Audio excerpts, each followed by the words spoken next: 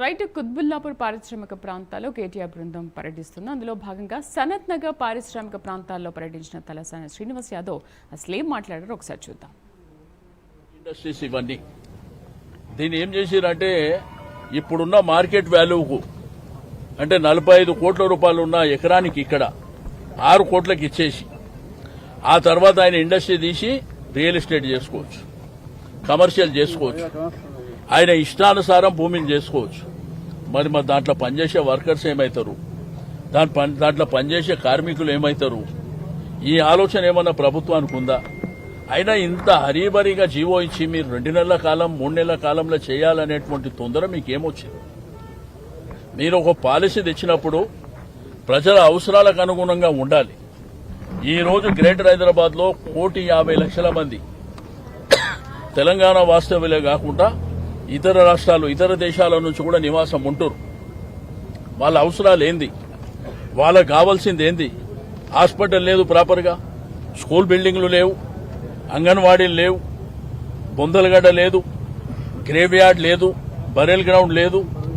ఇందమ్మ ఇండ్లు ఆ రోజు కేసీఆర్ గారు డబుల్ బెడ్రూమ్ ఇండ్లు హైదరాబాద్ నివసిస్తున్న వాళ్ళకి కట్టాలంటే అవుట్స్కట్స్ లో పోయి కట్టినాం మేము. కొల్లూరు గాని, మేడ్చల్ గాని, మహేశ్వరం గాని వేరే వేరే ప్రాంతాలలో పేదవాళ్ల కోసం, హైదరాబాద్ లో నివాసం ఉంటున్న పేదవాళ్ల కోసం మేము కట్టినాం ఇక్కడ జాగలేక.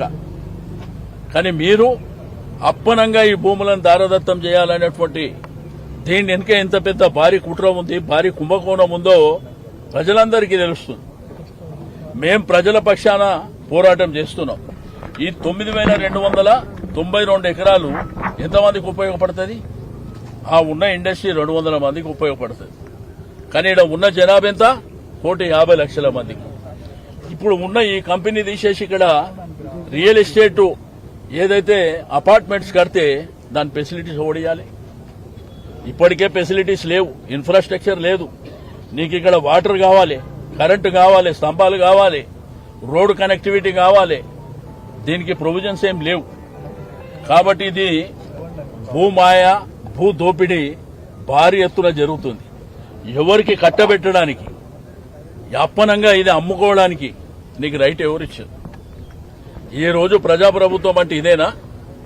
అంటే ప్రజలు ఎన్నుకున్నటువంటి మాది ప్రజాప్రభుత్వం అని గొప్పలు చెప్పుకునేటువంటి వాళ్ళు ఈ రోజు రైతులకు రైతు భరోసా అనే కార్యక్రమం పెట్టి వాళ్ళకి ఎగనామం పెట్టింది.